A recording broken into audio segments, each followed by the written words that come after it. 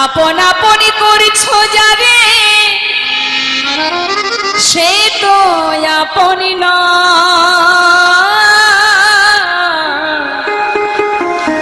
দিন ফুরালে বুঝিবে তখন আপনে যে পর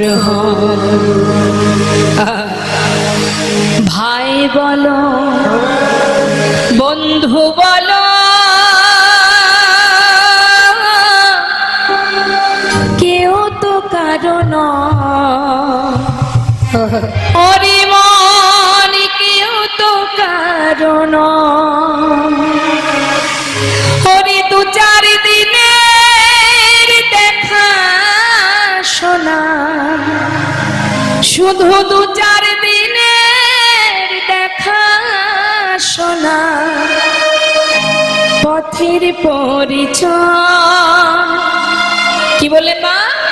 পথের পরিচয় মানে আসার পর এখানে এসে দেখা, এখানে এসে দেখা মানে পথের পরিচয়। আপনি 4 ঘন্টা রাস্তা দিয়ে যাওয়ার সময় পথের মাঝে 2-5 জনের সঙ্গে দেখা হতেই পারে, তার সঙ্গে পরিচয় হতে পারে। সংসার জীবনটাও তাই, আসার পর এখানে এসে যাদেরকে আমি কাছে পেয়েছি এরা হলো পথের মানুষ, কেউ আমার সাথী নয়। তাই মহাজন বললেন অগো 2-4 দিনের দেখা শোনা, পথের পরিচয় কেউ তো কারণ।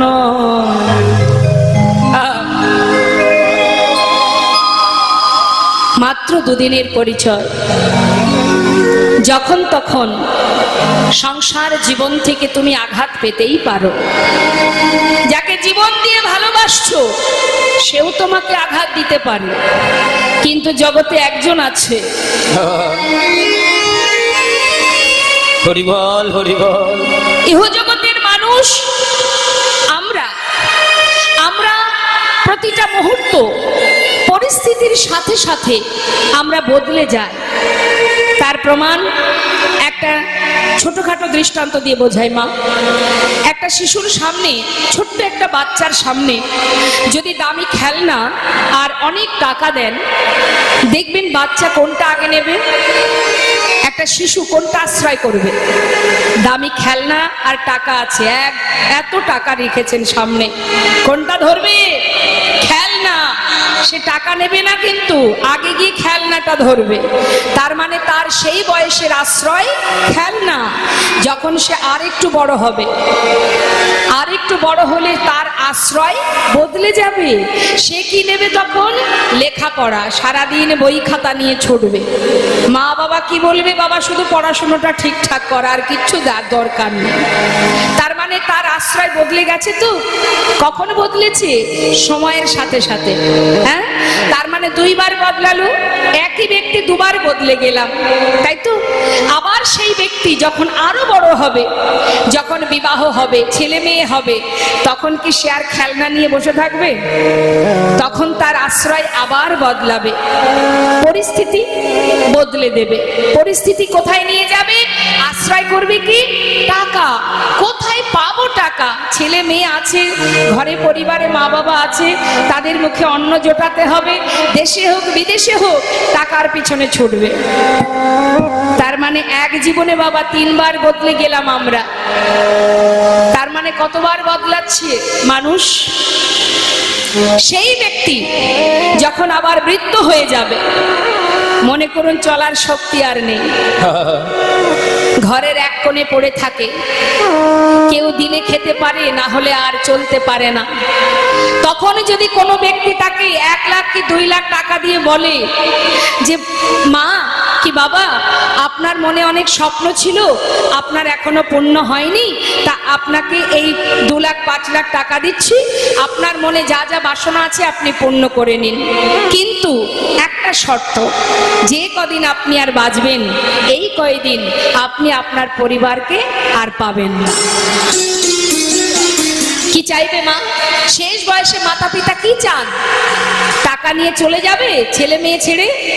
বাবা টাকার দরকার নেই, যে কদিন বাঁচবো আমি যেন আমার ছেলে বৌমা নাতি পুতি আত্মীয় পরিজন তাদের কাছে থাকতে পারি। কি তখন কি আর টাকার পিছনে ছুটবে? তাহলে যে ব্যক্তি টাকার পিছনে ছুটতো আজ তার কাছে টাকার কোনো মূল্য নেই। তার কি দরকার? আমি যেন আমার সন্তানের কাছে থাকতে পারি, তাই না মা? তাহলে এক জীবনে আমরা এই মানুষ 4 বার বদলে গেল। তাই তুমি যদি মনে করো কাউকে ভরসা করবে, নির্ভরশীল হবে, সে যখন তখন পরিস্থিতির কারণে বদলে যেতে পারে। বিশ্বাস করবে সে বদলাতেই পারে, বদলে যায়। কিন্তু জগতে একজন আছে, হরিবল হরিবল, সে কখনো বদলায় না, সদা সর্বদা। আহা,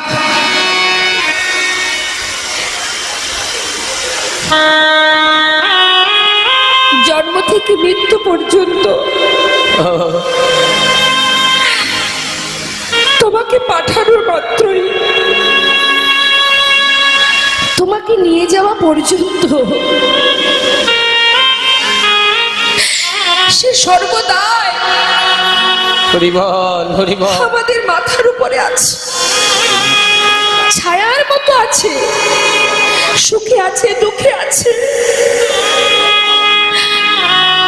তাকে ভালোবাসলেও সে তোমার কাছে থাকবে, হরিবল, তাকে ঘৃণা করলেও সে তোমার কাছে থাকবে। সে কখনো তোমায় ছেড়ে যাবে না। তার প্রমাণ প্রতিনিয়ত এই শ্মশানে আপনারা দেখতে পাচ্ছেন। হরিবল হরিবল, যাদের জন্য গোটা জীবন মাটি করেছে তারা কেউ সাথী হয়নি। হরি হরি নাম কৃষ্ণ নাম ছাড়া। হরিবল হরিবল। আর আমাদের আপন বন্ধু কেউ নাই। তাহলে যে আমার আপন, যে আমার সঙ্গের সাথী,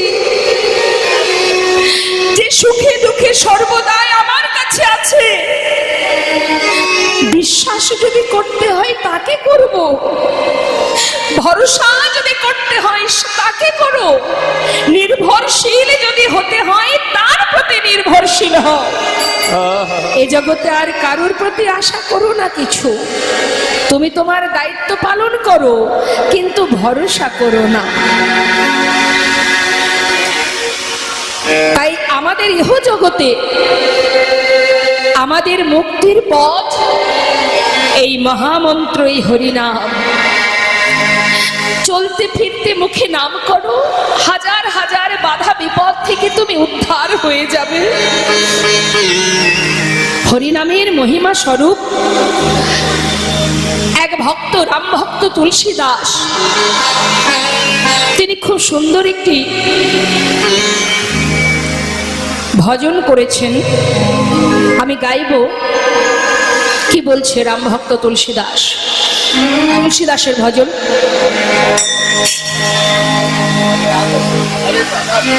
হরি নামে বসে, হরি নামে বসে, হরি নাম বসে,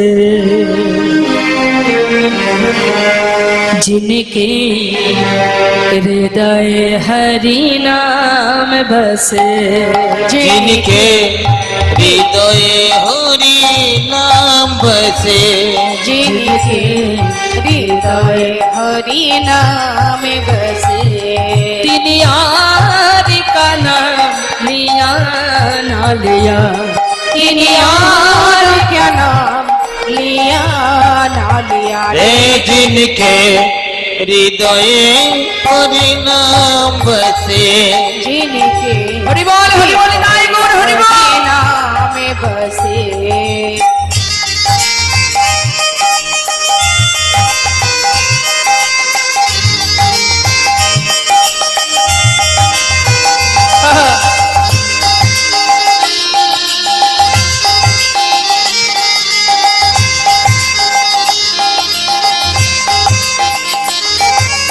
কি বলছে মা?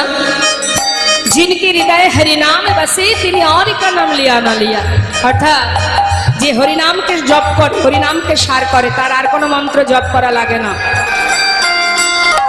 জগতে যত রকমের শ্লোক আছে, দেবদেবীর পূজায় যে সমস্ত মন্ত্র আমরা জপ করি সেগুলোকে বলে মন্ত্র, আর হরিনামকে বলা হয় মহামন্ত্র।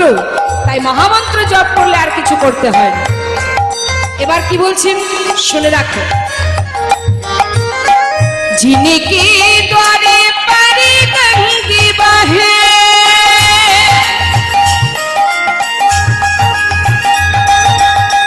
जिनके द्वारे परी गंगे बहे, दिन को बिकने पिया न पिया, आह को बिकने पिया न पिया।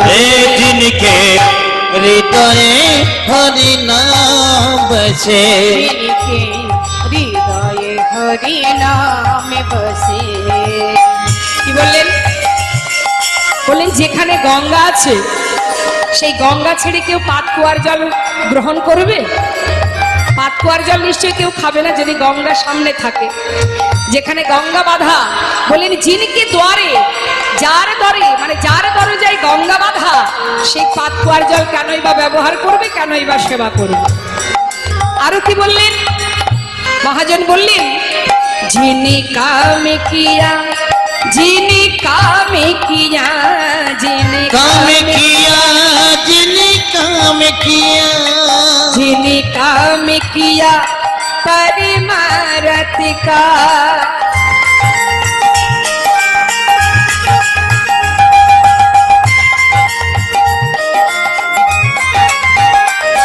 যিনি কামে কিয়া পরমারথ কা, তিনি हाथों से दान दिया ना दिया, তিনি हाथों से दान दिया ना दिया। ওই जिनके হৃদয়ে হরি নাম বসে, जिनके হৃদয় হরি নাম বসে। যদি তুমি ভগবানের সেবায় দান ধ্যান করো, যদি তুমি ভগবানের সেবা কর্ম করো, তাহলে তোমার আর কিছু করা লাগবে না। মহাজন আরো বললেন, বললেন শোনো শোনো, जिनके घर एक सापोते भायो,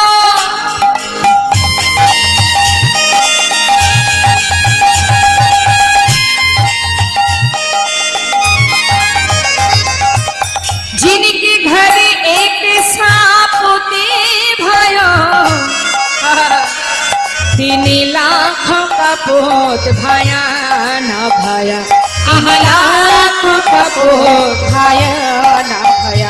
जिनके হৃদয়ে হরি নাম বসে, जिनके হৃদয়ে হরি নাম বসে। কারোর ঘরে যদি একটা কৃষ্ণ ভক্ত সন্তান জন্ম নেয়, সে মেয়ে বা ছেলে যেই হোক না কেন, একটা কৃষ্ণ ভক্ত সন্তান যদি তার বংশে, তার গর্ভে, কোনো মায়ের গর্ভে জন্ম নেয়, জানবেন তার 21 পুরুষ উদ্ধার হয়ে যাবে। আর যদি কারোর ঘরে একটা কুপুত্র জন্মায়, জেনে রাখবেন তার জন্য 14 পুরুষ নরকে চলে যাবে। এটা আমার কথা নয়, শাস্ত্রে বলল। তাই বললেন সন্তানের মতো সন্তান একটা হলেই যথেষ্ট, লাখো সন্তানের দরকার হয় না যদি কেউ প্রকৃত সন্তান হতে পারে, যদি প্রকৃত ভক্ত হতে পারে। মহাজন আরো বললেন,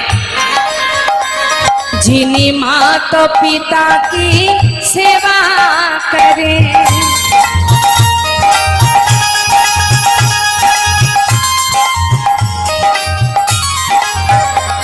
যিনি মাতা পিতা কি সেবা করে।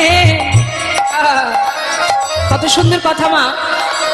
আপনি আর্থিক কারণে হয়তো আপনার হাতে টাকা পয়সা নেই, আপনি টাকা পয়সার অভাবে তীর্থে যেতে পারছেন না, কিন্তু যদি আপনার নিজের মাতা পিতার আশীর্বাদ আপনার মাথায় থাকে, আপনি যদি ব্রত করতে নাও পারেন, যদি তীর্থে যেতে নাও পারেন, তাতেও আপনি উদ্ধার হয়ে যাবেন। কিন্তু মা বাবাকে ভালো না বেশি যতই তুমি ব্রত করো, তীর্থ করো, দান ধ্যান করো, সব তোমার বৃথা হয়ে যাবে। তাই মহাজন কত সুন্দর বলছেন, কি বলছেন? जिन्हीं जिन्हीं माता पिता की सेवा करे, जिन्हीं माता पिता की सेवा करे, तिन्हीं तीर्थ व्रत किया न किया, तीर्थ व्रत किया न किया। जिनके हृदय हरि नाम बसे, जिनके हृदय हरि नाम बसे, जिनके द्वारे पर गंगी बहे, तिन्हीं को बीकानेर पिया ना पिया, जिन्हें कामी किया परिमरथ का, तिन्हीं हाथों से दान दिया ना दिया। जिनके घर एक सपूत भाया, तिन्हीं लाखों का पूत भाया न भाया। जिन्हें माता पिता की सेवा करे, तिन्हीं तीर्थ व्रत किया न किया।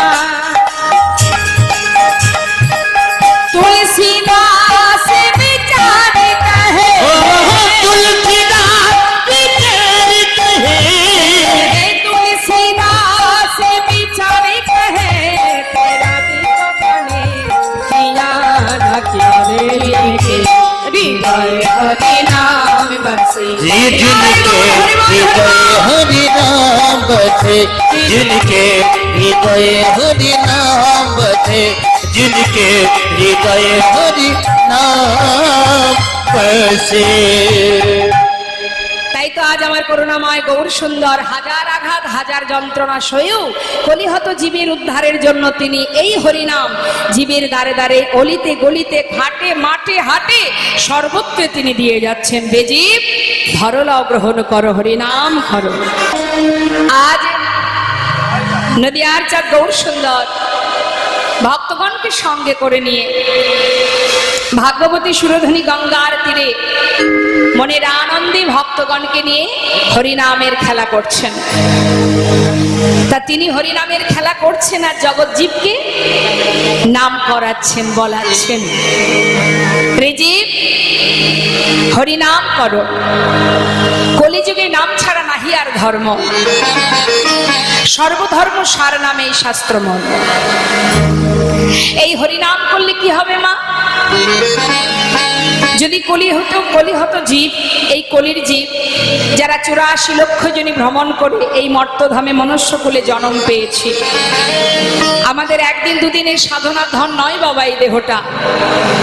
এই যে দেহটা আমরা পেয়েছি না, দেখুন এই মর্তধামে জীব তো শুধু মনুষ্য জাতি নয়, আরো তো জীব আছে, পশুকুলেও জীব জন্তু আছে। হ্যাঁ, তাহলে সেই পশুকুলে আমরাও জন্ম পেয়েছি, আবার পক্ষীকুলে জন্ম পেয়েছি, কীট পতঙ্গ হয়েছি, বৃক্ষকুলে জন্ম পেয়েছি, জলজানবলাক্ষানি স্থাবরা বিংশতি, কৃমিয়া রুদ্র সংখ্যা পক্ষিনাং 10 লক্ষকম, 30 লক্ষানি পশু মানুষ্ঠ 24 লক্ষানি মানবা।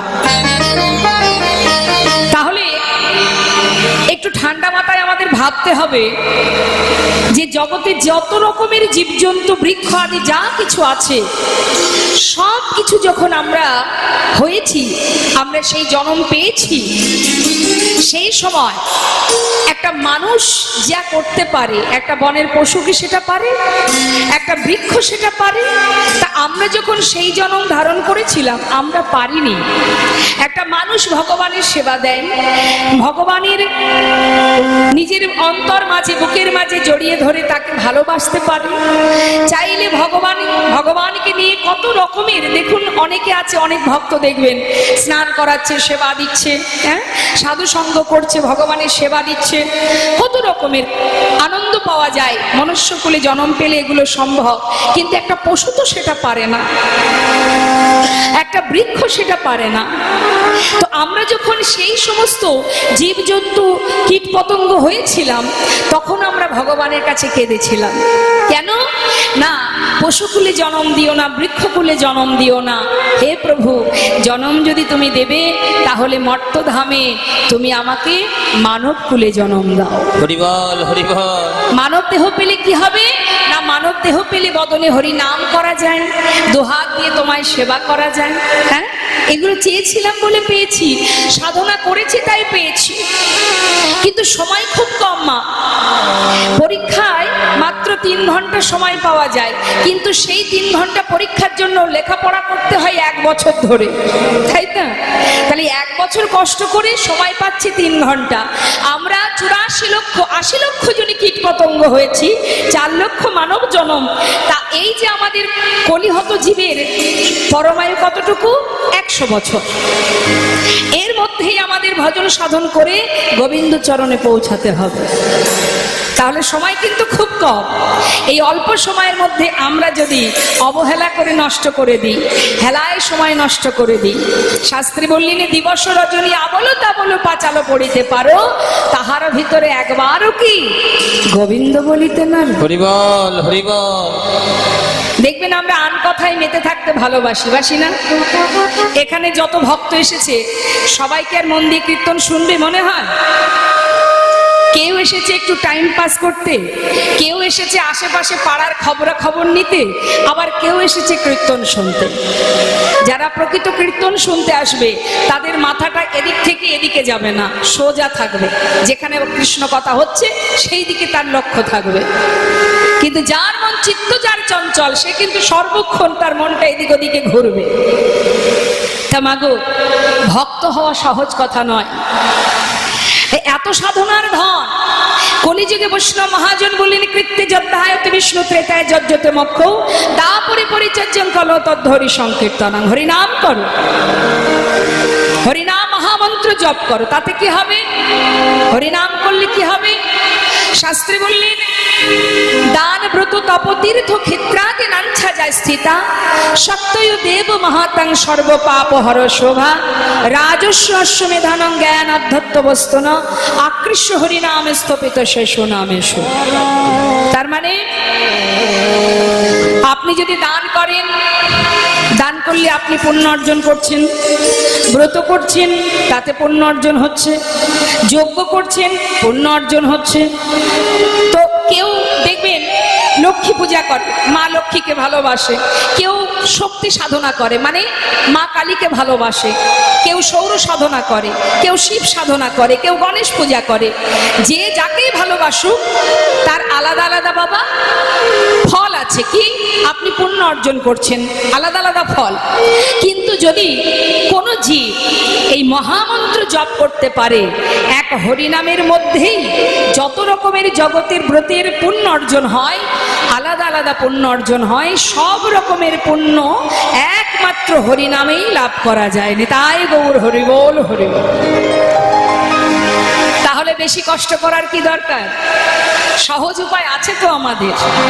কলিযুগে অতি সহজে ভগবানকে লাভ করা যায়, সেটার একটাই কারণ, হরিনাম মহামন্ত্র জপ করো, প্রতিনিয়ত জপ করো, অহরহ জপ করো। তাতে কি হবে? একটা সময় দেখা যাবে তোমাকে সেজে গুজে বসতে হবে না, তোমার জিহ্বা সে সময় মতো তার কাজ করে যাচ্ছে। এটা হয় বাবা, এটা অভ্যাসের গুণ। তার একটা প্রমাণ দিই মা, কথা বললে কথা শেষ হবে না, ঘন্টা কি ঘন্টা চলে যায়, এতটাই মধুর, এতটা আনন্দজনক এই ভগবত কথা। তা একজন শাখা বিক্রেতা, সে বহু বছর ধরে শাখা বিক্রি করে। এখন যিনি শাখা বিক্রি করেন, মনে করুন অল্প বয়স থেকে বিক্রি করতে করতে তার এখন বয়স চুল পেকে গেছে, বৃদ্ধ হয়ে গেছে, কিন্তু তার সেই ব্যবসা কিন্তু মা সে কখনো বন্ধ করেনি।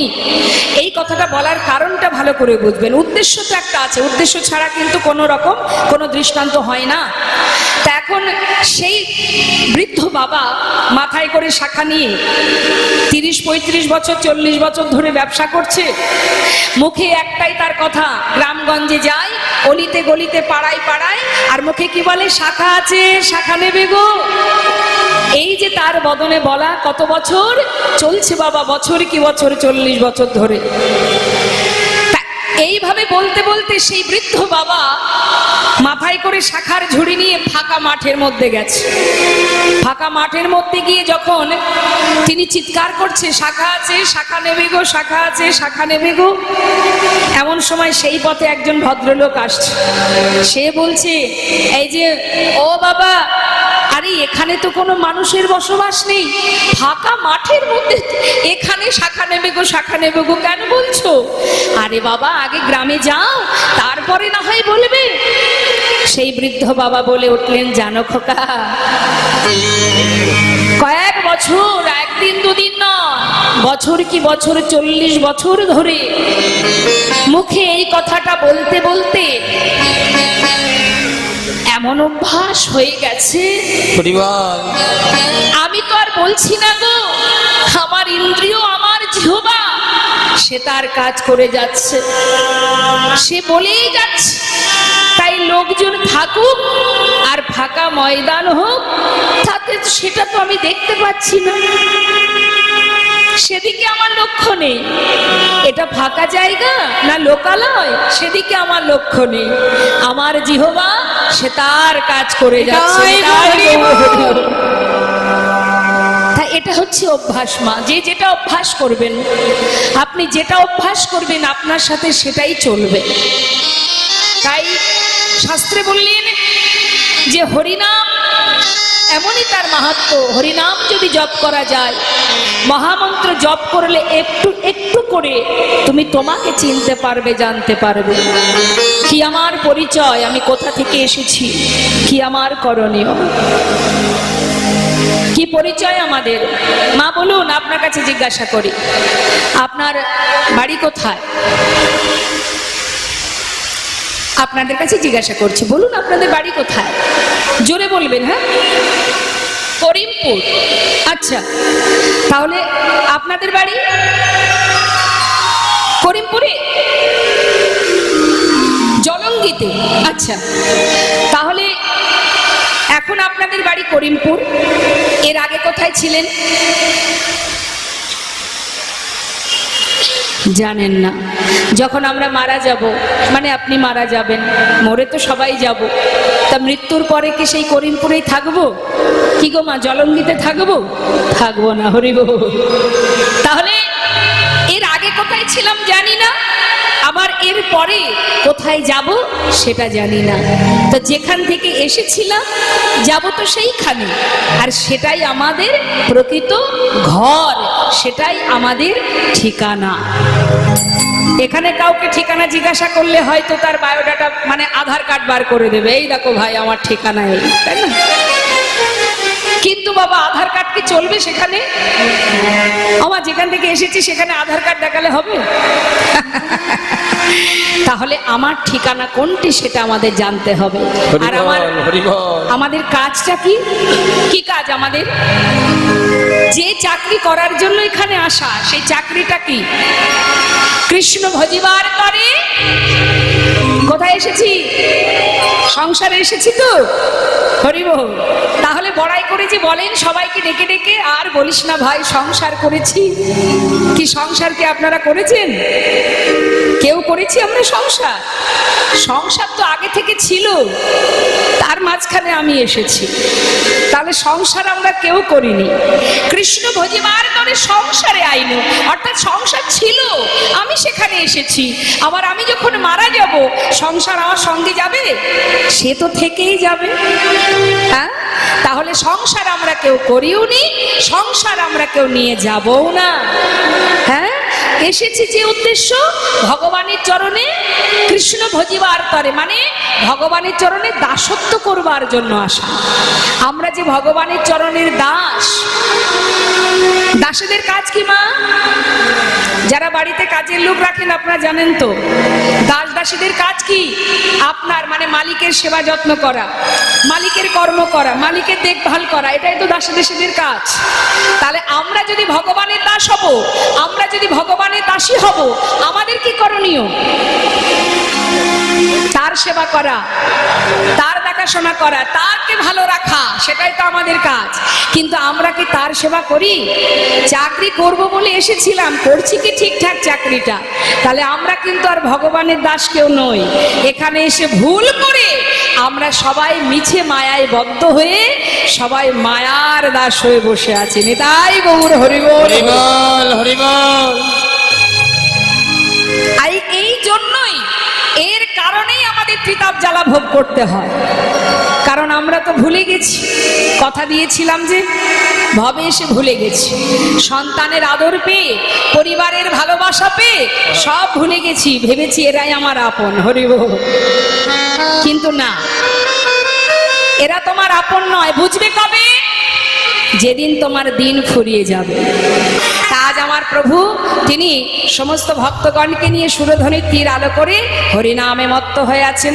মহাজন বললেন, দেখো দেখো, আজ আমার প্রভু খেলছেন খেলা। কি খেলা? আহা খেলায় বিনোদ খেলা গোরাবন মালি। আজ খেলে বিনোদ খেলা খেলা আমার গোরাবন মালি। আহা পুলিন বিহার করে, দেখো পুলিন বিহার করে, আজ ভক্ত মণ্ডলী, ভক্ত মণ্ডলী। আজি পুলিন বিহার করে, দেখো এই ভক্ত মণ্ডলে গো, ভক্ত মণ্ডলে। খেলেছে খেলা, খেলেছে খেলা, খেলেছে খেলা, দেখো খেলছে খেলা। কলির জীব উদ্ধারের লাগি খেলেছে খেলা, কলির জীব উদ্ধারের লাগি খেলেছে খেলা। হরি নামে উদ্ধারিবে তাই খেলেছে খেলা। আরে হরি নামে উদ্ধারিতে, সুরধ্বনি আলো করে, হরি নামে উদ্ধারিতে, হরি নামে উদ্ধারিতে, হরি নামে উদ্ধারিতে। আরে খেলিছে খেলা, আজ পুলিন বিহার করে, ওই না ভক্ত মণ্ডলী গো, ভক্ত মণ্ডলে। ওই দেখো চারিদিকে দেখতে দেখতে সন্ধ্যা হয়ে যাচ্ছে।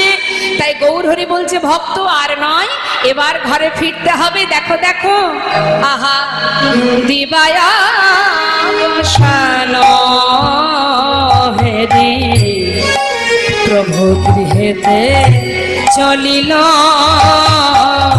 আজ দিবায়া অবসান হে প্রভু আমার গৃহেতে চলিল। এবারে জননী চরণে আসি, জননী চরণে আসি, দেখো প্রণাম করিল রে, প্রণাম করিল। এই দেখো জননী চরণে আছি, আজ প্রণাম করিল গো, প্রণাম করিল। আজি প্রণামে করিল, প্রণামে করিল, প্রণাম করিল, প্রভু প্রণাম করিল। জননী চরণে প্রভু প্রণাম করিল, জননী চরণে প্রভু প্রণাম করিল। ভক্তি শিখাবার লাগি প্রণাম করিল, ভক্তি শিখাবার লাগি প্রণাম করিল। আজ জননীর চরণে আছি, প্রণাম করিল গো, প্রণাম করিল। যেই না মায়ের চরণে প্রণাম করেছে, মা কি দেখছেন? ধুলা ধূসর অঙ্গ, পদ পদ এ রাধা মোহনে কহে করত হিয়া। রাধা মোহনে কাহে করত হিয়া। ক্ষমা গৌর হরি তিনি সারাদিন ধরে নদিয়ার পথে পথে গড়াগড়ি দিয়ে হরিনাম প্রচার করে বেলি অবসান কালে যখন ঘরে ফিরেছে, বলুন দেখি সন্তানের গায়ে যদি অনেক ধুলোবালি মাখা থাকে, মায়েরা প্রশ্ন করে না, কিরে বাবা তোর গায়ে এত কাদামাটি ধুলো কেন? হ্যাঁ কিরে কোথাও কি মারামারি করেছিস? জিজ্ঞাসা করে না? তা মা তো সচিমা ঘরের মধ্যে থাকেন, ছেলে সারাদিন পথে পথে হরিনাম করে বেড়ায়, আর নবদ্বীপের মাঝে ওই নিমায়ের হরিনাম বন্ধ করার জন্য সেই সময়ে কত বড় বড় পণ্ডিত ছিলেন, তারা নানাবিধ তাকে কষ্ট দিতেন। তাই মায়ের মনে চিন্তা, না জানি বাবা কারোর সঙ্গে কি মারামারি করে এলো, সারা গায়ে এইভাবে নোংরা কাদা মাটি ধুলোবালি লেগে আছে। মা জিজ্ঞাসা করছে, হ্যাঁ রে নিতাই, হ্যাঁ নিতাই, আমার নিমায়ের সারা গায়ে এত ধুলা কি করে এলো বাবা? হ্যাঁ, তোকে কি কেউ মেরেছে বল না? হরি ও নিতাই, আমি যে বড় ভরসা করে তোর হাতে আমার নিমাইকে তুলে দিই, বল না বাবা আমার নিমায়ের গায়ে এত ধুলা এলো কি করে? হরি কি মারিল রে হরি বল, হরি বল। আমার নিমায়ে কে মারিল রে? ওরে কে মারিল রে নিমায়ের, কে মারিল রে? ওরে কে মারিল রে? কে মারিল রে? নিমায়ে কে মারিল রে? নিমায়ে কে মারিল রে?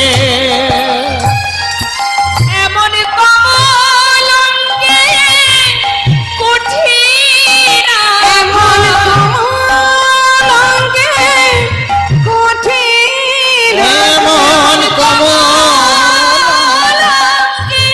কঠিন এমন কমলঙ্গে কঠিন আঘাত। কে হানিল রে? কে মারিল রে? নিমায়ের কে মারিল রে? নিমায়ের কে মারিল রে? গৌর হরি আহা, মা সচিমায়ের কথা শুনে নিত্যানন্দ প্রভু বলছে, ও মা তোমার ছেলেকে মারতে পারে কার সাধ্য আছে? আমি থাকতে তোমার পুত্রের গায়ে হাত দেবে শুনি? তাহলে নিতাই বল বাবা সারা গায়ে ধুলা লেগেছে কি করে? ও মা সে যে আপনি ধুলা মেখেছে, যে আপনি ধুলা মেখেছে, আপনি ধুলা সে মেখেছে, যে আপনি ঢোলা মেখেছে, ধুলায় কড়া গড়ি দিয়ে আপনি ধুলা ওই মেখেছে, ধুলা গড়া গড়ি দিয়ে আপনি ধুলা মেখেছে, ওই ধুলাই গড়া করি দিয়ে হরি হরি হরি বলে ধুলা গড়া গড়ি দিয়ে, হরি হরি হরি বলে, ধুলা গড়া গড়ি দিয়ে, হরি হরি হরি বলে, ধুলা গড়া গড়ি দিয়ে হরি হরি হরি বলে আপনি ধুলা মেখেছে। মেখেছে। যেই না শুনেছে যে হরিনাম করে ধুলায় গড়াগড়ি দিয়েছে তাই ধুলো লেগে গেছে, মা তাড়াতাড়ি করে কি করছে, সন্তানকে কোলে বসিয়ে নিজের বসন অঞ্চল দিয়ে সমস্ত ধুলাগুলো মা পরিষ্কার করে দিচ্ছে। আর যখন পরিষ্কার করছে পাশে দাঁড়িয়ে আছেন মহাজন, এই লীলায় এই পদাবলী যিনি লিখেছেন সেই মহাজন, তিনি কিন্তু মা দূর থেকে মা সচিমায়ের সেই অঙ্গের ধুলা পরিষ্কার করতে দেখে করজোড়ে বলে উঠলেন, মা তুমি সর্বাঙ্গের ধুলা তুমি পরিষ্কার করে ঝেড়ে দিচ্ছ, দাও মা, শুধু তোমার কাছে আমার একটা নিবেদন মাগো, মাগো চরণ দুটি হরি বল হরি বল। তুমি বাকি রেখো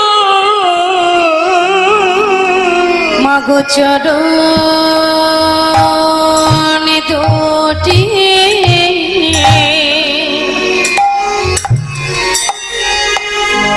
তুমি বাকি রেখো প্রভুর চরণ দুটি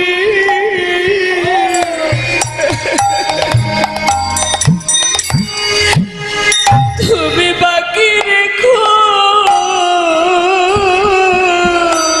মা গো প্রভুর চরণ দুটি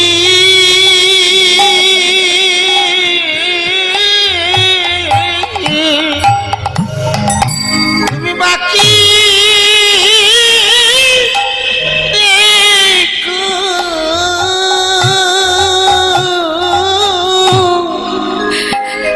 আমি নয়নে জলে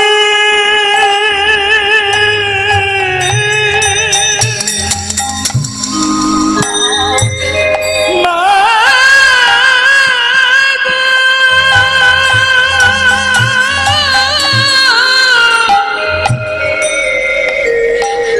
নয়নে জলে হরি বল হরি বল। আমি ধোয়ায় দেব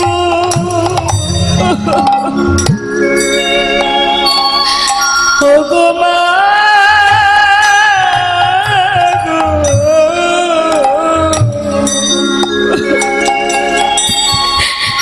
শুধু চরণ দুটি তুমি বাকি রেখো মা। আমার দুটি নয়ন জলে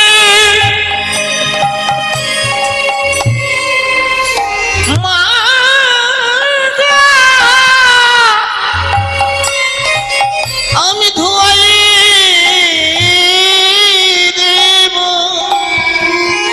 মা গো প্রভুর চরণ দুটি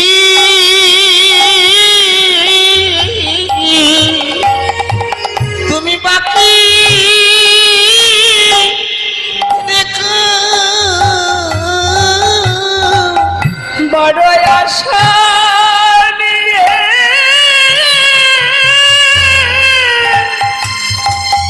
হরি বল হরি বল। আমি বসে আছি ওগো মা গো। প্রভুর চরণ দুটি তুমি বাকি রেখো বড় আশা নিয়ে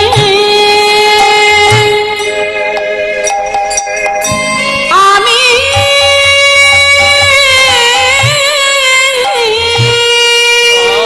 হরি বল হরি বল। আমি বসে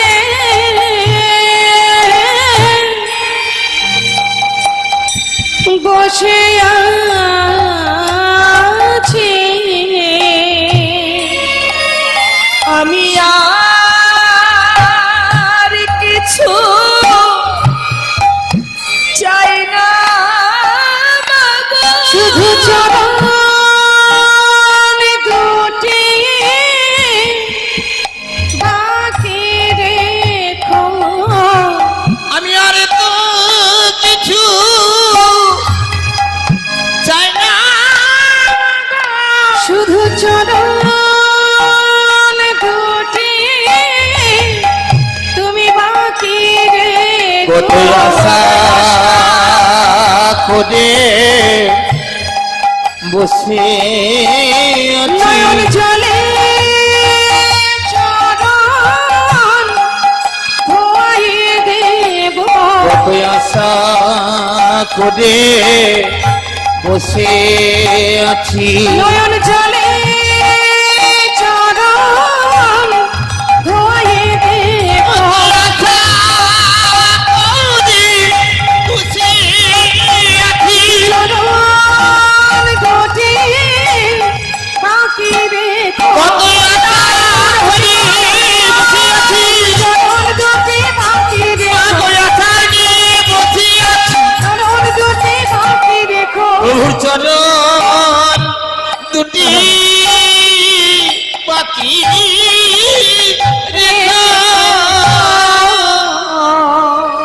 নিতাই জয় গৌর। এত সময় আমরা গৌর কথা আস্বাদন করছিলাম, আমরা এবার চলে যাব সবাই বৃন্দাবনে লীলা কথায়। তো আমরা ছোট করে একটু জামালি আস্বাদন করে তারপরে আমরা লীলায় যাব।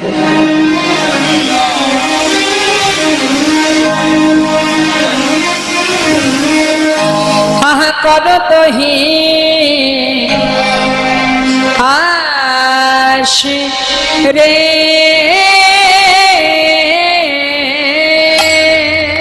মহান কহে আজ কর তহি আস রে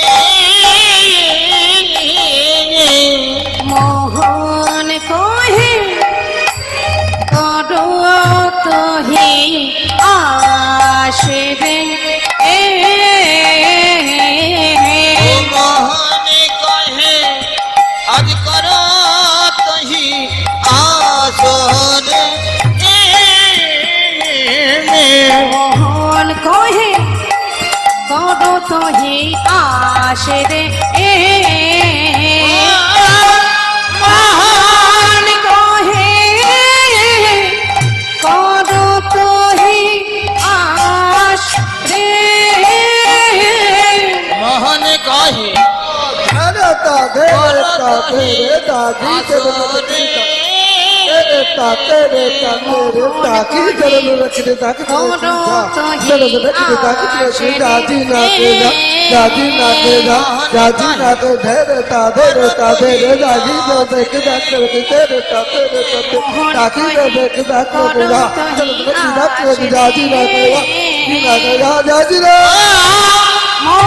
মোহন কহে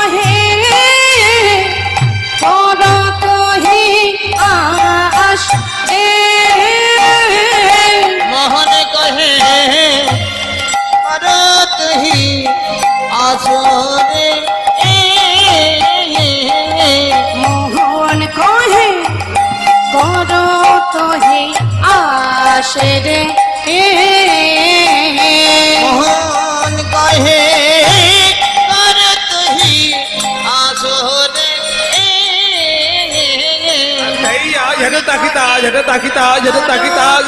মোহন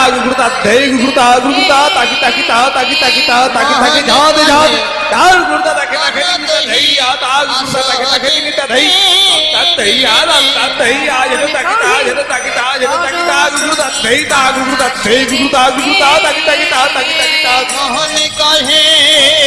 করত হি আসরে মোহন কহে করো তোহি আস রে মোহন কহে করো তোহি আস রে মোহন কহে করত হি আসরে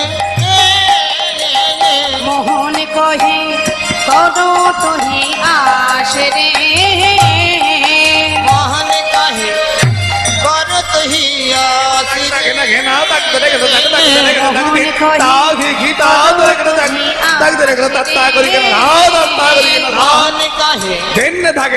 মোহন কহে করো তোহি আস রে মোহন কহে করো তোহি আস রে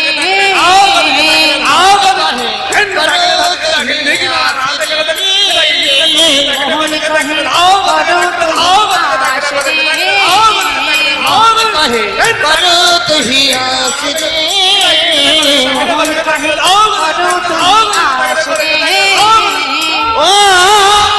মহান কহে করো তোহি আস রে মোহন কহে করত হি আসরে মোহন কহে করো তোহি আস রে মোহন কহে করত হি আসরে মোহন কহে করো তোহি আস রে ও মোহন কহে করত হি আসরে মোহন কহে করো তোহি আস রে মোহন কহে করো তুহি আসিরে মোহন কহে করো তুহি আস রে ও মোহন কহে করো তুহি আসরে মোহন কহে করো তুহি আস রে মোহন কহে করো তুহি আসরে মোহন কহে করো তুহি আস রে মোহন কহে করো তুহি আসরে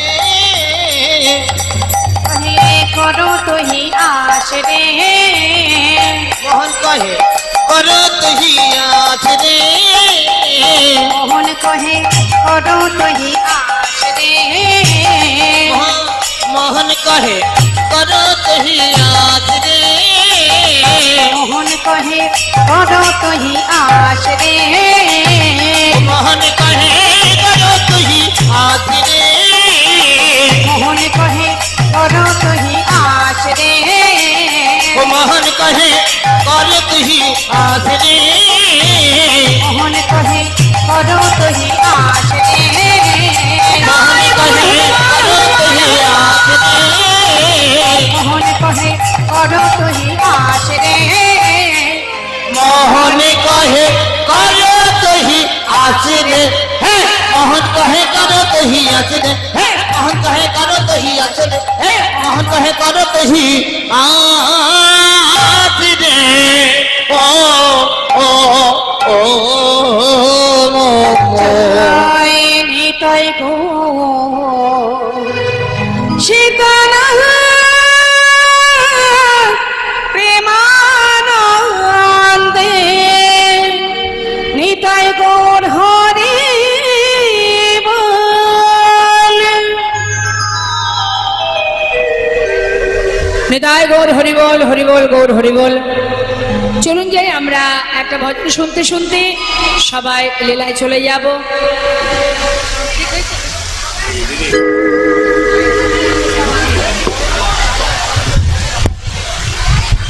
আমাদের অল্প জায়গা, মানুষ বেশি, কিন্তু আমরা লক্ষ্য করছি আপনারা এত মিলেমিশে এই কীর্তনটাকে উপভোগ করছেন সুশৃঙ্খলভাবে। তার জন্য আমরা অনেক কৃতজ্ঞ। আমরা এমনি আপনাদের কাছে ঋণী। গতকালকেও সম্পাদীর কীর্তন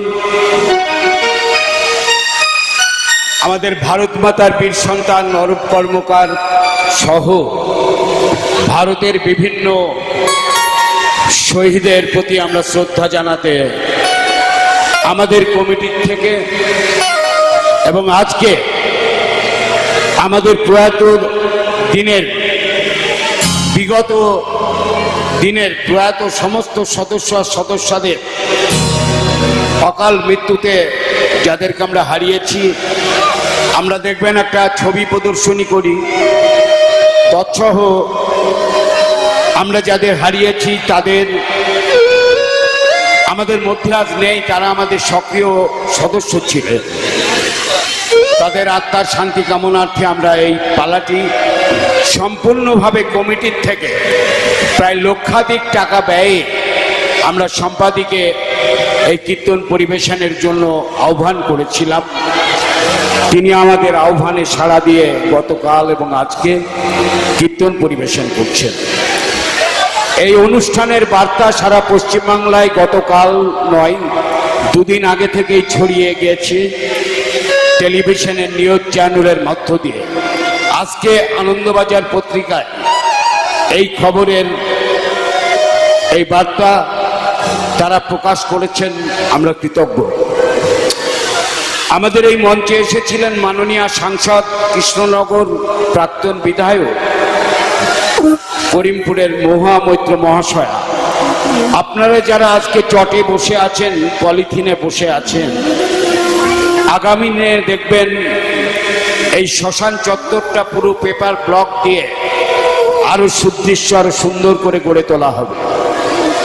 আমাদের কমিটির সম্মানীয় সভাপতি শ্রদ্ধেয় সুশান্ত পাল, আপনারা হরিদা বলে জানেন, এবং আমরা সকলে মিলে একটি কঠিন সিদ্ধান্ত নিয়েছি অরূপ কর্মকারের বাবা এই অসিত কর্মকারের নির্মিত এই নাট মন্দিরের পুরে আমরা স্থায়ী গোপালের মন্দির করব।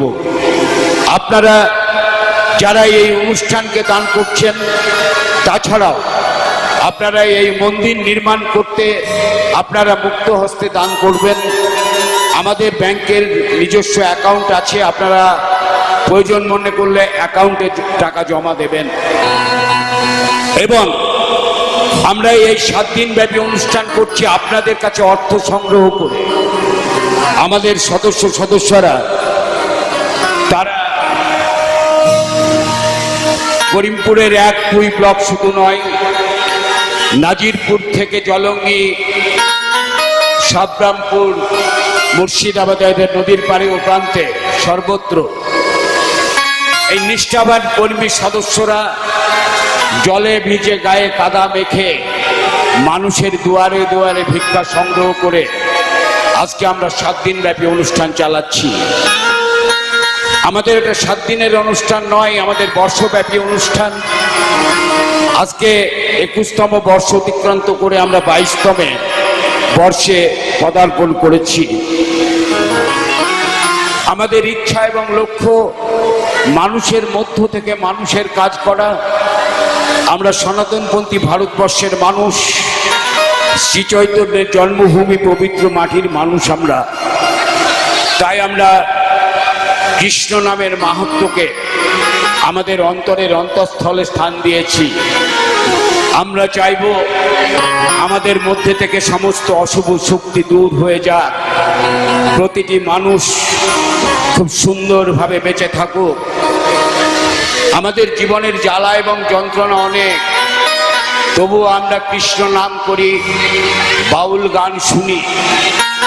তার একটি তাৎপর্য আছে। এই কারণে কৃষ্ণ নাম আপনারা জানেন, ভগবান শ্রীকৃষ্ণের বাঁশির সুরে সঙ্গীতের সৃষ্টি হয়েছিল।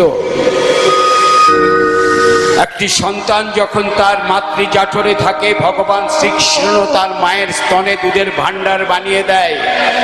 শিশুটি ভূমিষ্ঠ হয়ে যেন অভুক্ত না থাকে, সেই শিশুটি তার ভূমিষ্ঠ হওয়ার পর মাতৃদুগ্ধ পান করে বেঁচে থাকে। আমরা শুরু করছি আমাদের আজকের মূল যে পালা, উত্তর গোষ্ঠ, সেই গোষ্ঠ এবার পরিবেশন করবেন সম্পাদী। আপনারা শুনুন। এরপরে আমাদের আছে মেদিনীপুর থেকে আগত প্রেমানন্দ দাস বৈরাগ্যের কীর্তন। আপনাদের সহযোগিতার জন্য আপনাদের অনেক অনেক ধন্যবাদ। নমস্কার।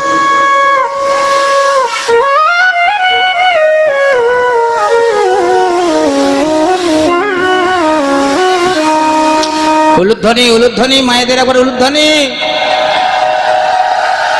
হরে কৃষ্ণ। জনিতা জয় গৌর, জয় রাধেশ্যাম, জয় রাধে জনিতা। হরে কৃষ্ণ।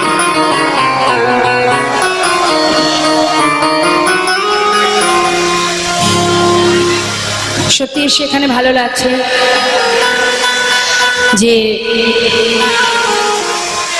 আমরা আপনাদের যে স্থানে আমরা আছি এখন এই মুহূর্তে,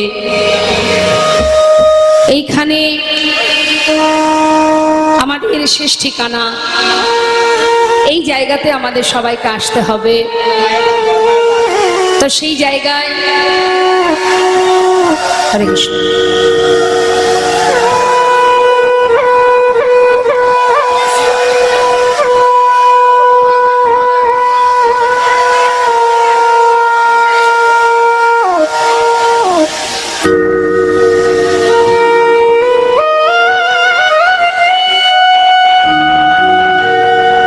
উলুধ্বনি উলুধ্বনি।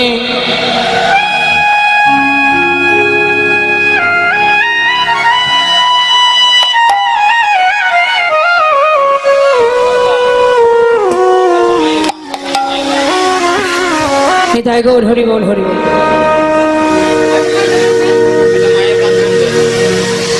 তো চলুন আমরা একটা ভজনের মধ্যে দিয়ে বৃন্দাবনে প্রবেশ করি। যাব আমরা সবাই মধুময় শ্রীধাম বৃন্দাবনে লীলা আস্বাদনে। চলো চলো চলে যা। আচ্ছা সবাই মিলে একবার দু বাহু তুলে উলুধ্বনি হরিধ্বনি। বৃন্দাবনে চলো রে সবাই,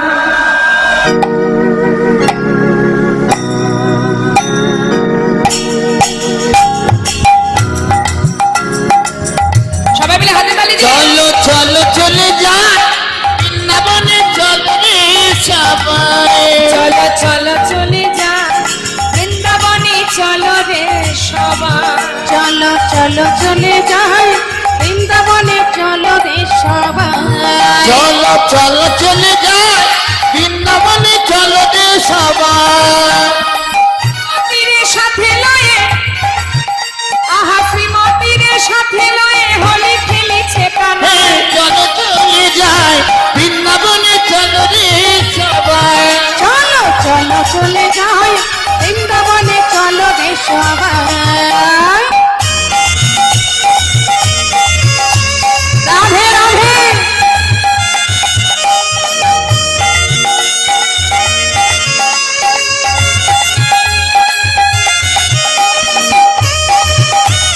রাধা রানী কি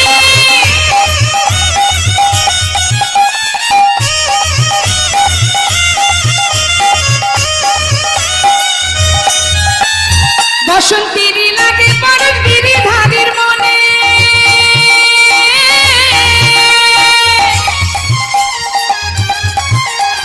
ভাগের রঙে খেলে হরি রাধা রানীর সনে। বসন্তের লাগে পরশ গিরিধারীর মনে।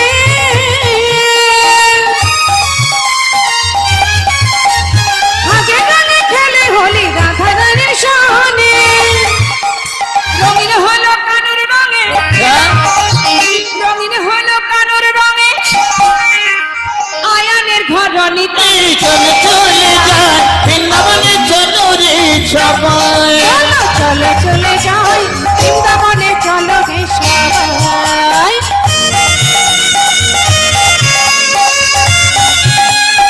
বৃন্দাবন ধাম কি জয় রাধা রানী কি জয়।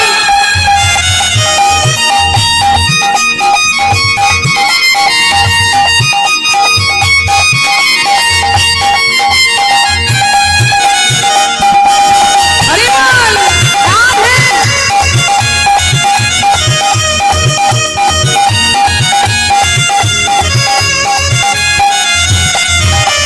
কেমন খেলা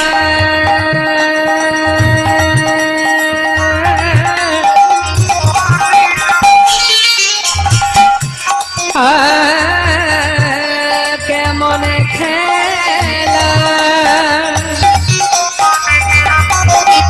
কেমন খেলা আহা কেমন খেলা খেলে আমার মদন মোহন। প্রেমের রঙে রাঙায়ে হয় বলারি মন। হায় কেমন খেলা কেমন খেলা কেমন খেলা খেলে দেখো মদন মোহন। অবুলার মোহ শ্রীমতী রই নাচুক বদন, তাই নাকি দেখে শ্রীমতী রই নাচুক বদন। কৃষ্ণ চূড়া রাঙা হে চলো চলে যায় বৃন্দাবনে চলো রে সবাই। চলো চলে যাই বৃন্দাবনে চলো রে সবাই। ওই না বৃন্দাবনে চলো রে সবাই। বৃন্দাবনে চলো রে সবাই। একবার বৃন্দাবনে চলো রে সবাই। বৃন্দাবন ধাম কি বাকে বিহাरी लाल की राधा रानी की राधे श्याम की जय राधे जय राधे जय राधे श्याम। মধুময় সুধা বৃন্দাবন, সুধা বৃন্দাবনে ভগবান কৃষ্ণচন্দ্র আমার সেই যে প্রভাতকালে মায়ের কোলে ক্ষীরসর নবনী সেবা করে বনমাঝে সখাগণকে সঙ্গে করে নিয়ে নানাবিধ খেলা নানাবিধ লীলা করছেন। তা তিনি যে সখাগণকে নিয়ে খেলা করছেন, যমুনা পুলিনে খেলছেন নানাবিধ খেলা, তার সেই খেলা দর্শন করে একজন মুসলমান ভক্ত। দেখুন, ভগবানকে যারা ভালোবাসে বাবা, তাদের আলাদা কোনো জাত নেই, তাদের একটাই পরিচয়, তারা ভগবানের দাস। তা যে ভক্তের কথা আমি বলবো, যে ভক্ত ভগবানের খেলা দর্শন করে, লীলা দর্শন করে পদাবলী লিখেছেন, তাহলে ভাবুন মা, কি হলো, এত চিৎকার কেন?